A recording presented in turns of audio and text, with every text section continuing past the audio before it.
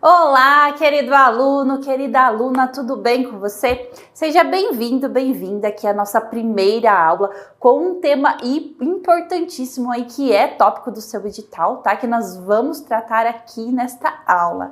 Gente, para a gente dar esta introdução a esta aula, tá? Eu quero que você abra bem a sua mente, porque aqui nós vamos estudar vários teóricos, tá? O que cada um falou sobre essa concepção de sociedade e educação, tá? Então nós precisamos sim fazer esse aparato completo em torno desses autores, entendendo sim e levando o que é principal para a sua prova, ok? Eu sou a Prof. Dani Ribeiro e eu vou te ajudar nesta jornada a entender quais principais pontos que relacionam aqui educação e sociedade, tá? Então eu vou transmitindo aqui na tela e a gente vai se inteirando e conversando sobre este conteúdo e o que envolve ele, tá? Para a gente introduzir aqui este tema, é importante que você saiba, para a gente chegar na concepção sobre a educação que nós temos hoje, na atualidade, no século XXI, nós tivemos uma trajetória aí que ocorreu em torno dos ideais e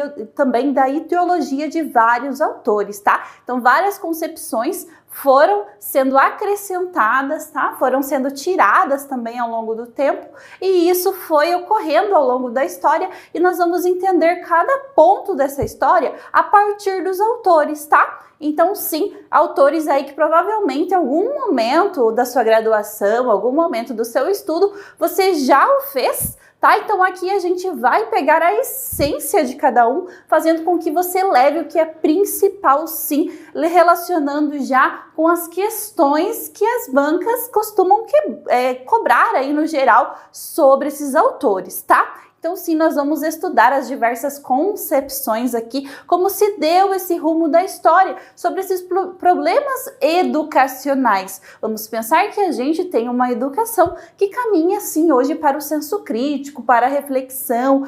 O tema educação, hoje na sociedade, ele é o quê? Muito debatido. Mas será que sempre foi assim? Será que a educação sempre esteve em pauta?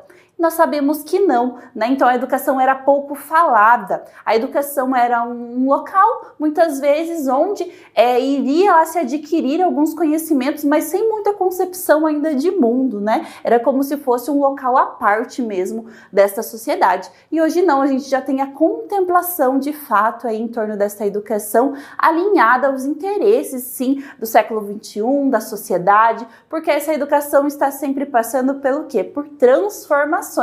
Tá? Então nós vamos perpassar essa história aqui.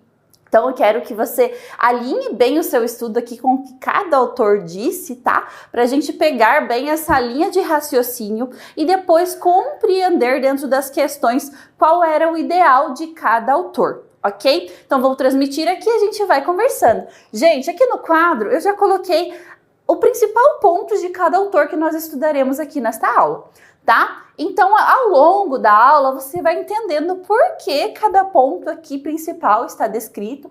Claro que vai muito além disso, mas a ideia aqui é dar uma enxugada para que você sim consiga memorizar o ideal de cada autor aqui neste momento, tá? Depois você vai revisando, vai fazendo questões e esse conhecimento vai ampliando, tá? Até porque nós temos alguns tipos de questões quando nós relacionamos este tema. Nós temos tanto a interpretação do que o autor disse, enfim, a concepção, a ideologia de cada autor, e nós temos também questões que podem ali tentar confundir você em torno de qual autor falou tal coisa.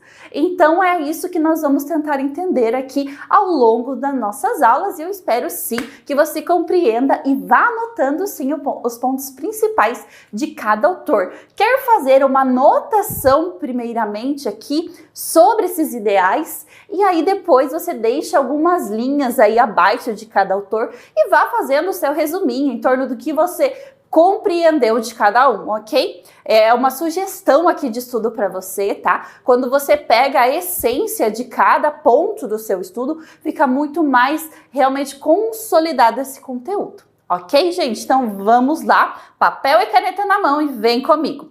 A relação da educação e sociedade.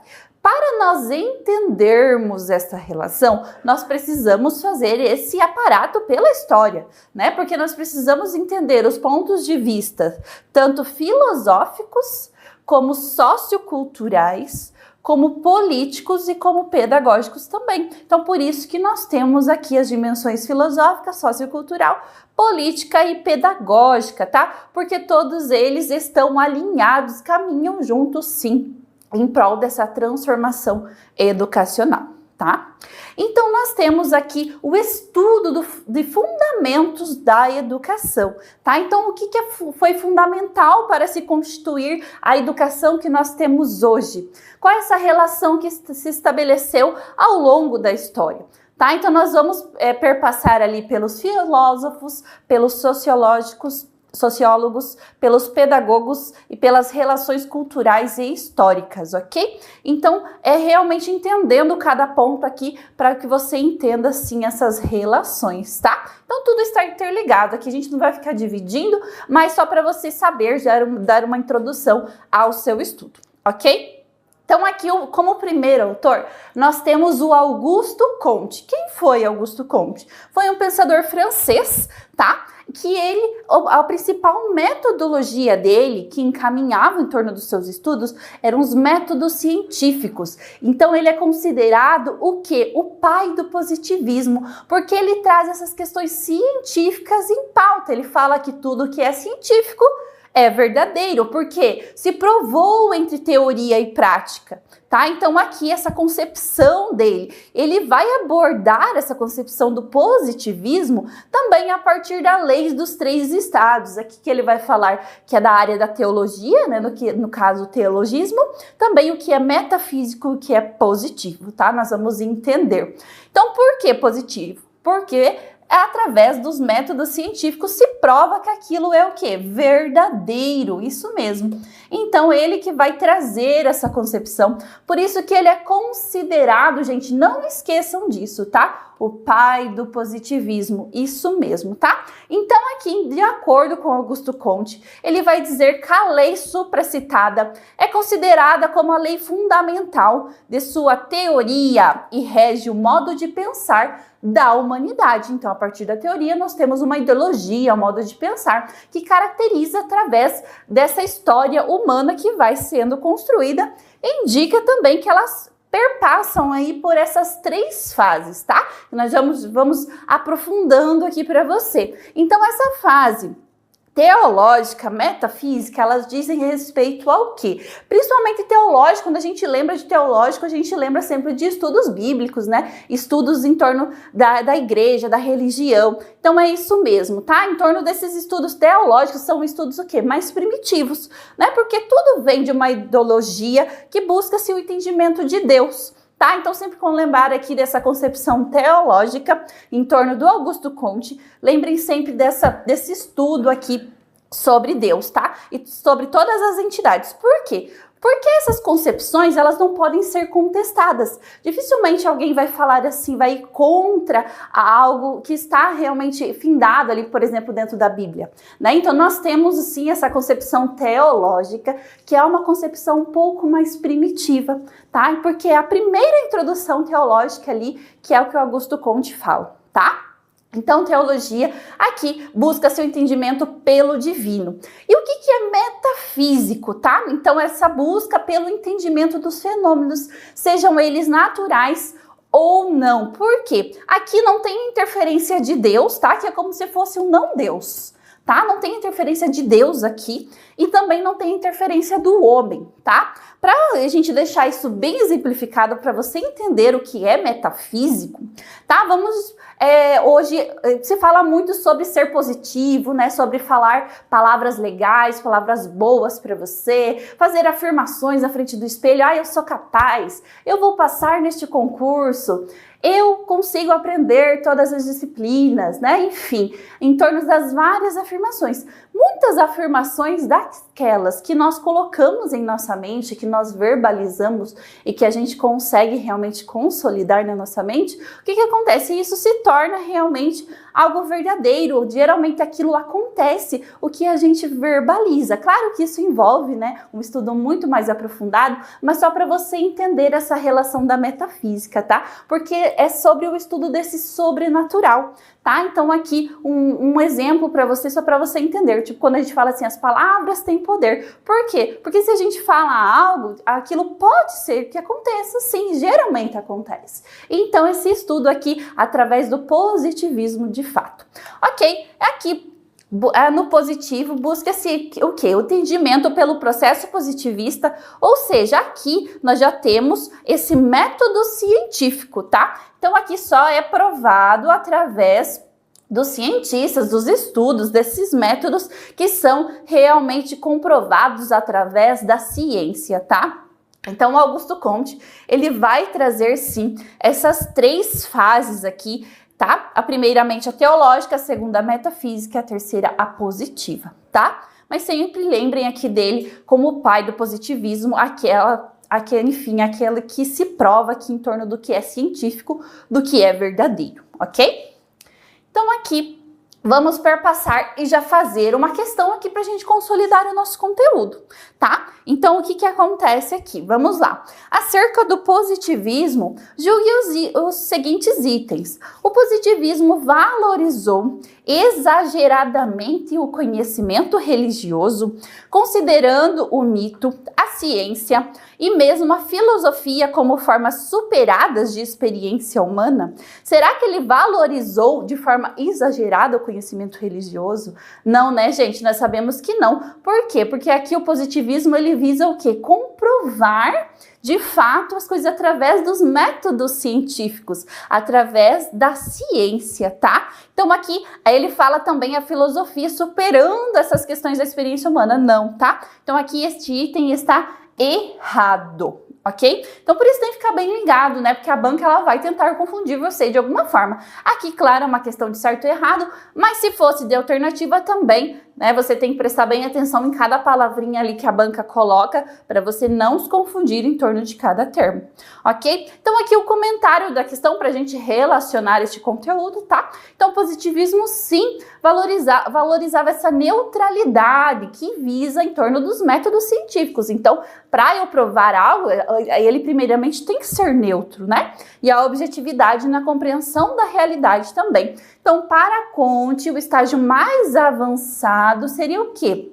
A razão técnico-científica em torno do positivismo mesmo, que supera aí o estado teológico e também o estado metafísico, ok? Então aqui, para Comte mesmo, o que é findado como verdade é através do positivismo, aquilo que é comprovado através de métodos científicos, ok?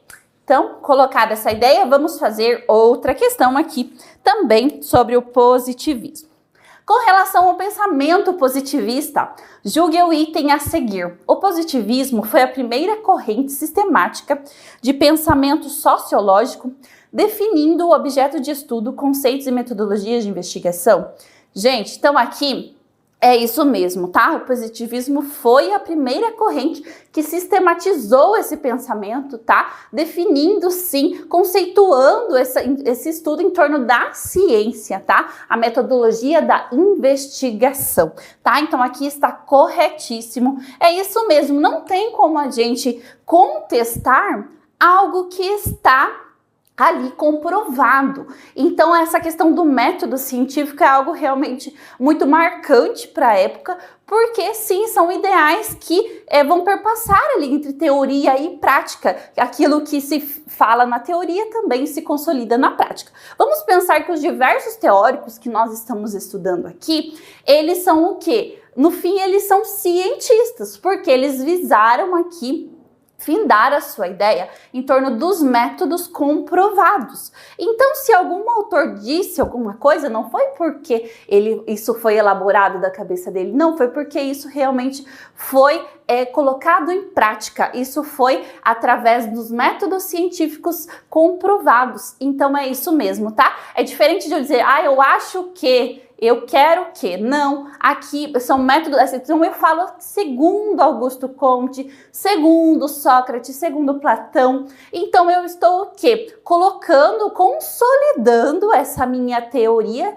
através dos métodos científicos colocados pelo aquele autor, ok? Então é isso, tá? Aqui a gente finaliza essa parte do Comte, tá? Pegando os ideais principais. E aqui agora, colocando para você quem foi Maria Lúcia de Arruda Aranha. Maria Lúcia, gente, ela tem muitas contribuições, tá? Para a educação. Então, a principal obra dela aqui é a História da Educação da Pedagogia. Então, uma obra bastante aqui estudada, né, dentro da área da educação, tá? Então, os seus ideais ela vai trazer dentro de educação formal e informal. Ela vai falar aqui. O que é educação formal, gente? E aí, o que vocês acham? Já ouviram falar desses termos? Por quê? Quando nós estamos falando de educação formal, nós estamos falando daquela educação que acontece, sim, dentro dos ideais aqui normativos, né? Então, nós estamos falando de quem? Da própria Constituição Federal, da nossa LDB, que é a nossa Carta Magna da Educação. Nós estamos falando também das outras normativas. Quais são? PNE, Plano Nacional de Educação, DCN, BNCC, além de outras normativas aqui, outras legislações educacionais que sim, findam essa educação como uma educação formal, tá? Aqui, através das leis, das normativas da educação que acontecem principalmente lá dentro da escola, tá?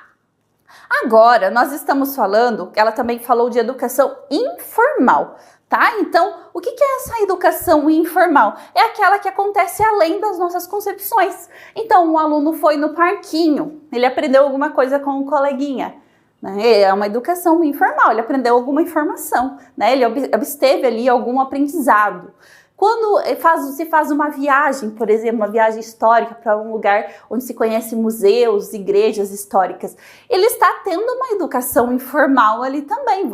Nós adultos, né, quando viajamos, também estamos sendo educados, mas de um modo informal, tá? Então são os demais ramos ali da educação na sociedade que também se coloca como educação aqui, mas uma educação informal, onde não existe nada que rege aquela educação naquele momento, tá? Então nós temos a educação formal, que é através das normativas educacionais, e também a educação informal, que perpassa aí os vários lugares da sociedade, também na família, né? Enfim, os programas de televisão, que também pode ser colocado aqui como educação informal, tá? Então perpassando realmente todas essas áreas aí da sociedade que se coloca a educação informal aqui nesse quesito. Também ela vai falar sobre cultura em sentido estrito e sentido amplo, tá? O ato de educar, ela vai falar muito também sobre como agir em torno desta educação. Ela vai também perpassar essas relações sociais do aluno, que é importante aqui, para que sim, ele se coloque dentro dessas normativas educacionais, e também sobre a relação de professor-aluno, tá? Então aqui é realmente priorizando todas essas questões que a Maria Lúcia colocou, tá? Ela vai também perpassar muito essa questão do cotidiano do aluno, da convivência humana, da família, da igreja, tá? Então tudo isso dentro desses atos educativos que perpassam essas relações sociais, e também aqui essa relação de professor-aluno e aprendizagem. Ok? Então, as ideias principais aqui sobre a Maria Lúcia para a gente compreender, tá? Neste momento. Gente, então vamos fazer uma questão aqui sobre a Maria Lúcia para a gente consolidar esse conteúdo, ok? No quarto capítulo do seu livro, Filosofia da Educação, a autora Maria Lúcia de Arruda Aranha faz uma colocação a respeito do conceito de cultura, segundo a autora. Então, vamos lá. Vamos pensar aqui num ideal educacional segundo a Maria Lúcia.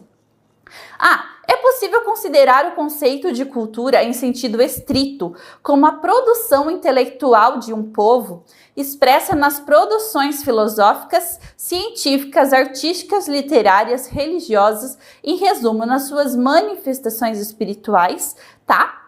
Então é isso mesmo, porque é possível considerar um conceito de cultura em sentido dessa produção intelectual de um povo, tá? Por isso que quando nós estamos falando dessa produção intelectual, no sentido estrito, é em relação ao povo, à sociedade, tá? Expressa, sim, nas diversas manifestações científicas, artísticas, filosóficas, religiosas. Por quê? Porque, sim, esses todos são ambientes de aprendizado, né? E perpassam também aquela educação informal, formal, que nós já falamos, tá? Também aqui dentro das suas manifestações espirituais. Então, sim, tá? Nós já achamos o nosso gabarito aqui. Gente, então todas as outras vai ter alguma palavrinha excludente ali, tá? Por isso que a gente tem que ficar bem antenado nas questões, porque a banca sim vai tentar confundir você, a banca é malandra. Então é isso mesmo, tá? Aqui ele vai falar que o indivíduo não participa do saber, não é isso, tá? Aqui, apesar de haver sociedades regidas por relações de dominação, isso não impede que as pessoas de um povo sejam... Não, isso impede sim, tá? Aqui, a depender de como essa educação é dada, tá? E aqui também... Na outra, ela vai falar de cultura popular que resulta dos meios de comunicação, tá? Não que esses meios de comunicação não estejam inseridos, eles estão, mas aqui vai muito além disso uma cultura popular, né? Beleza? Então aqui nosso gabarito letra A. Gente, agora vamos passar para outro autor que eu particularmente gosto muito dele, tá? É o Moacir Gadotti. O Moacir, ele traz essa concepção dialética da educação. Por que dialética? Porque ele acredita que por meio do diálogo a educação acontece, tá? Então é a partir desse diálogo que o homem evolui, que o aluno aqui evolui, tá? Aqui também ele pode debater aqui através do diálogo, então ocorrem os diversos tipos de debates aqui, já conceituando essa educação, tá? Aqui também, o aluno, através do diálogo, ele pode o quê? Resolver problemas, tá? Resolver problemas. Então é isso, ele traz essa concepção dialética colocando isso em prol do diálogo, tá? Da consciência coletiva, da formação humana. Então é essa a principal concepção do Gadotti, tá? Ele, claro, ele traz várias obras ali, principalmente também ele traz muitos estudos do nosso Paulo Freire, tá? Em relação à educação, tá? Aqui pensando que são termos mais atuais, mas para você entender que esse também é um dos autores que pode cair na sua prova, tá? Por isso que nós estamos estudando ele neste momento. Então aqui vamos fazer uma questão sobre o Gadotti para a gente consolidando aqui o nosso conteúdo. Assinale o que não é considerado por Gadotti um obstáculo para a instauração de um processo democrático na elaboração do projeto político-pedagógico da escola. Vamos pensar que PPP aqui, projeto político pedagógico, a elaboração dele precisa sim de um processo democrático. Democrático por quê? Porque envolve toda a comunidade, envolve professores, envolve, enfim, toda a equipe de gestão, coordenação, direção, né? Enfim, todas as pessoas interessadas naquele processo, naquele momento, para que se instaure o PPP, tá? Então vamos lá. Ele quer saber aqui qual a alternativa correta em torno de tudo que é considerado aqui. Então ele quer saber o que? Assinale o que não é considerado por Gadotti, tá? A pouca experiência democrática da sociedade brasileira. B. Atribuir apenas aos técnicos a capacidade de planejar. C. O desenvolvimento de uma consciência crítica. E D. A estrutura vertical dos sistemas educacionais, tá? Que não é considerado um obstáculo. Então, você viu como a questão é malandra, gente? Então, tem que ficar bem ligado. Aqui ele quis dizer que num primeiro momento era incorreta, mas o que ele não considera um obstáculo, tá? Então, seria, no final das contas, a correta, tá? Então, ó, tem que ficar bem bem ligado no dia da sua prova, porque, claro, questões de prova aí envolve muitas questões emocionais também no dia ali, de ansiedade, enfim, então a gente tem que prestar atenção em cada palavra que está sendo dita ali, está sendo colocada para nós. Então aqui, em torno de tudo que foi colocado dentro das alternativas, a pouca experiência democrática, ela visa, assim, é um obstáculo, né, para que se coloque esse PPP de uma forma realmente consolidada. Atribuir apenas os técnicos a capacidade de planejar? Será que são só pessoas que trabalham em termos técnicos que esse PPP vai ser consolidado? Também não, né? Então aqui também está errado. Tá? Então aqui na C ele fala que o desenvolvimento de uma consciência crítica, isso não é considerado um obstáculo, né? Porque esse desenvolvimento é o que a gente espera, né? É o que a gente quer desses alunos, dessa sociedade. Então aqui nosso gabarito nós já achamos letra C, tá? E aqui a estrutura vertical também, que não se coloca frente à estruturação do PPP. Gente, agora vamos passar para outro autor, tá?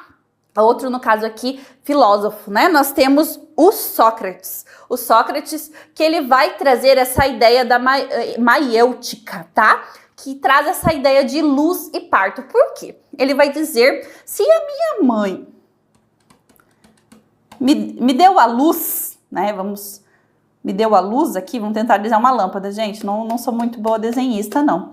Se a minha mãe me deu a luz, eu também posso ajudar os seres a serem iluminados de certa forma, né? Então ele vai trazer essa ideia da maiêutica, tá?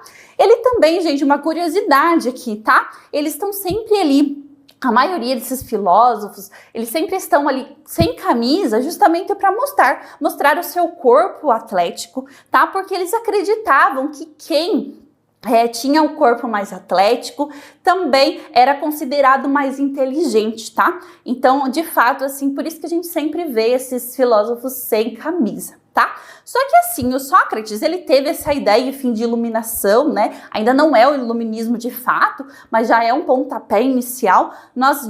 Sobre essa ideia aí de realmente levar o conhecimento, de dar a luz, tá? Só que ele não escreveu nada. Então, aqui esses ideais ficaram ali meio perdidos de fato, tá? Então, aqui ele também fala esse diálogo socrático aqui entre ironia e maiêutica, até parir as ideias. Então, ele traz essa ideia, parir as ideias, dar à luz às ideias. Então, é isso mesmo, tá? A ideia do Sócrates aqui em torno que relaciona com a educação, tá? Então, só uma ideia aqui principal para a gente pegar esse ideal, essa ideologia aqui do Sócrates, ok? Gente, Sócrates a gente passa rapidinho, por quê? Porque o Sócrates, ele o Platão, ele era discípulo de Sócrates. Então aqui, o Platão, ele já vai, o quê? Aprofundar esses estudos que o Sócrates fez, tá? Aqui ele vai trabalhar em cima desses ideais que relacionam toda essa sociedade, essa educação aqui nesse tempo, aqui nos ideais de justiça, corpo, alma, virtudes, tá? Defensor aqui de escola pública. Ele também é considerado o primeiro pedagogo, tá? Então aqui dentro dos seus ideais educacionais. Então lembrem aqui, P de Platão, primeiro pedagogo, né? PPP. Principal discípulo de Sócrates, ele tinha aquela ideia o quê? De inatismo, né? Conhecer é relembrar. Então, por quê? Porque ele falava que o ser humano, ele já tinha os ideais, já vinha com essa, desde o seu nascimento, com essas ideias, com essas concepções, já vinha com o seu conhecimento inatista. O ser humano já tinha isso previamente colocado. Por isso que conhecer é relembrar, ele vai dizer neste momento, tá? Então, por isso, esses ideais inatistas aqui que são colocados em torno do Platão, e foi o que o Platão escreveu neste momento, tá? Vamos fazer uma questão aqui sobre isso. Acerca das concepções de aprendizagem e suas implicações sobre as práticas pedagógicas, julgue os itens a seguir. Os docentes que adotam as teorias inatistas, né? O aluno já nasce com aquele conhecimento, ele só precisa relembrar. Então, essa é a concepção inatista. partem do princípio de que o conhecimento não é passado de um indivíduo ao outro, mas construído por meio das próprias experiências individuais. Será que o conceito de natismo, que eu já expliquei para vocês, ele é constituído a partir das experiências? Não, ele vai falar que o aluno já nasce com esses ideais, que o homem já tem essas ideias meramente implícitas, ele só precisa o quê? Ele fala ali relembrar. Né? Então, aqui não é através das experiências, tá? As experiências nós vamos estudar em outros autores aqui, tá? Então, aqui este item, esta questão está o quê? Errada, tá? Porque não é através das experiências que se finda essas teorias inatistas, ok? Aqui vamos passar pelo Aristóteles. Gente, o Aristóteles, ele traz concepções aqui relacionadas à educação, dentro de imitação, repetição, hábito, excelência. Ele traz essa ideia empirista, tá? Nós já vamos entender. Então, ele vai falar que o Estado é o responsável pela educação, tá? Ele também defende esses ideais metafísicos, realidade, mente, matéria, tá? Aqui são as obras que o Aristóteles escreveu, tá? Em torno de todos os ideais ali, todas as suas ideologias em que ele realmente consolidava, tá? Então ele vai trazer muito essa questão de repetição, né, dentro da educação, dentro de memorização, e que para você aprender algo de fato, você tinha que imitar alguém, né? Era só imitar alguém que você já consolidava aquele conteúdo. E a gente sabe que não é bem assim, né? Então ele fala também isso através dos hábitos das pessoas, né? Então realmente, ele fala em torno dessa imitação, quando a gente traz essa ideia empírica, tá? É muito essa questão das experiências, como ele estava confundindo na questão anterior, tá? Então é realmente colocando esses ideais empíricos através do que? Do ambiente, tá? Através realmente de todas as concepções. Então esses ideais de imitação, de repetição, é que realmente se consolidava ali todas as questões educacionais segundo Aristóteles, tá? Então quando ele traz essa ideia empírica, tá? Vários filósofos, autores vão falar sobre essa ideia empírica, que traz essa questão das experiências, através do ambiente, dos objetos, dos recursos, é que se aprende algo, através da imitação, da repetição. São esses os ideais aqui que o Aristóteles traz para esses termos educacionais, tá? Então é justamente consolidando isso. Então assim, gente, quando a gente está vendo esses ideais de cada autor, nós sabemos que cada um, né, ele traz a sua visão, a sua ideologia para a educação. Então nós pegamos cada ponto principal ali e vamos adequando ao que nós temos hoje. Já vamos pensando lá na prática, como é a nossa educação hoje? Será que esses métodos de repetição, imitação, eles ainda são colocados, mesmo tantos anos depois?